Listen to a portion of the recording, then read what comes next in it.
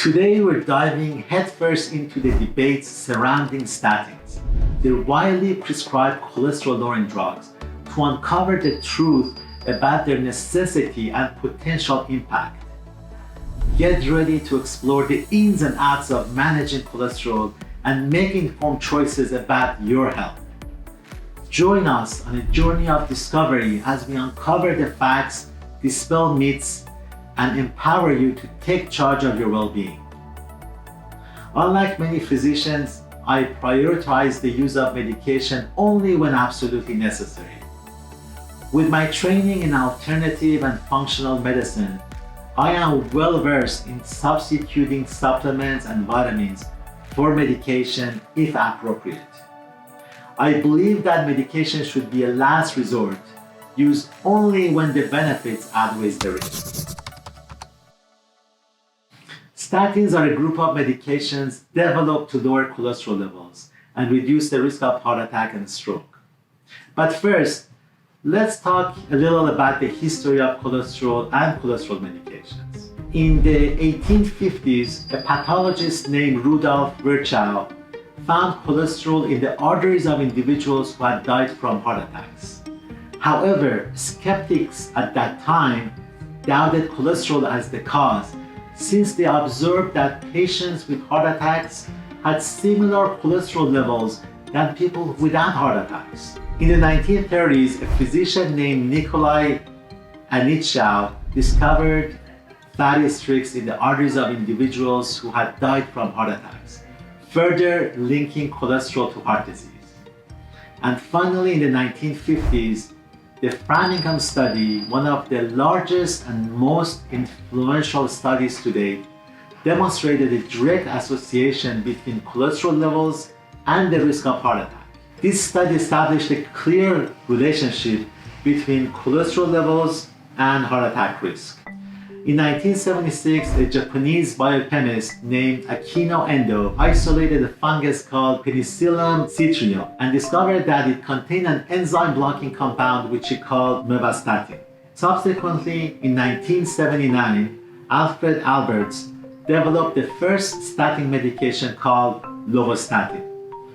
Clinical trials in the 1980s confirmed the safety of these medications, and lovastatin was clinically used starting in September of 1987. Simvastatin, the second statin medication, became available for clinical use in 1988. And since then, several other cholesterol medications have been introduced to the market. Despite the success of statins in prolonging life and reducing heart attacks in millions of people since their introduction in 1987, some critics argued that there was insufficient evidence to show that statins increased lifespan.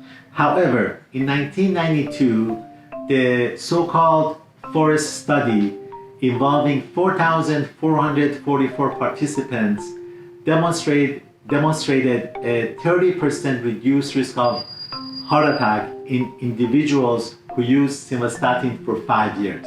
This reduction was considered highly significant in the medical field, providing clear evidence that statins extended life and prevented heart attacks. As the most prescribed medication worldwide, the statins are projected to be used by 1 billion people soon. However, it raises the question of why some individuals with high cholesterol never experience heart attacks or strokes, while others with normal or low cholesterol do. The complexity of the human body plays a role in this phenomenon. High cholesterol alone does not automatically lead to plaque buildup in the arteries. It requires the conversion of cholesterol into other nasty substances such as oxidized LDL and others, a process influenced by factors such as dietary intake, gut bacteria, and genetics. Over the past 2 decades, we have discovered that the reason statins are so effective in lowering the risk of heart attacks is not just by simply lowering the cholesterol. Statins not only lower cholesterol levels, but also effectively reduce inflammation, which is crucial in preventing heart attacks. The primary reason statins are effective in reducing heart attack and stroke risk is their ability to reduce inflammation. Heart attacks require both plaque buildup and inflammation. And by reducing inflammation, statins prevent plaque rupture and subsequent heart attacks.